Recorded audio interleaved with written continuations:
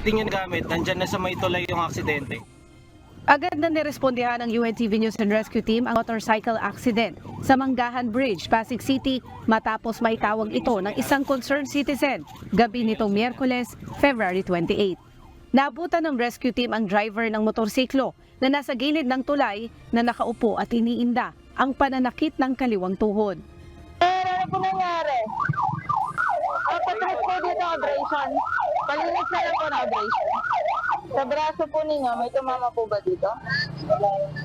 I-check ko lang po Nagagalay niyo po yung braso po. Kinilala ang biktima na si Raisa Ray Reboriano, 28 years old, na nagtamo ng galos sa kaliwang tuhod na binigyan ng pangunang lunas ng UNTV Rescue. Samantala, wala namang natamong injury ang angkas nito.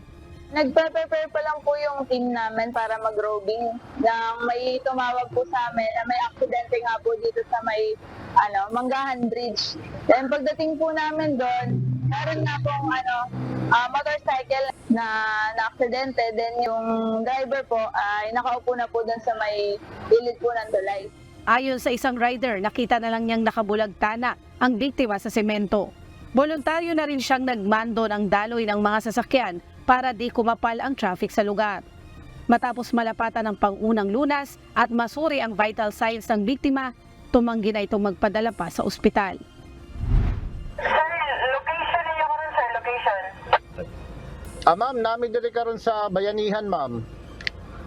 Ikaw ni, basin niyo sa Robinson lang ay VA. Kopya, ma'am. Proceeding me sa location. Copy. Mabilis ding nirespondihan ng UNTV News and Rescue Team ang isa pang aksidente sa JC Aquino Avenue, Barangay Bayanihan, Butuan City, bandang alas 9 kagabi, February 29. Bumungad sa team ang isang ginang na nakahiga sa tabi ng kalye kasama ang kanyang anak na siyang driver ng motorsiklo. Patawid ng kalye ang dalawa, sakay ng kanilang motorsiklo upang bumili ng pagkain ng aksidente itong mabangga ng isa pang motorsiklo.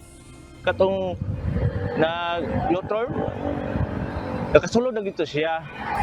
Yang katong street, napugos lang siguro to, baka naalanganin sa break na. Nga kusog siguro po yung dagan, kaya nag-abot lang din sila, pero nakasunod itong usa. Kaya matuyok man siya, natuyok din siya ba. Agad namang inassess ng team ang biktimang babae na iniinda ang pananakit ng kanyang likod. Ma'am, okay yung NCT siya, okay na tagahan ka na ni ma'am. Asa gapit ang upaan niyo ma'am, ba't ng sakit ba? Okay, check lang na po ma'am ha. Kani ma'am, sakit? Kani dire? Tingnan mo ma'am. Maray sakit sa tingin? Sa ulo?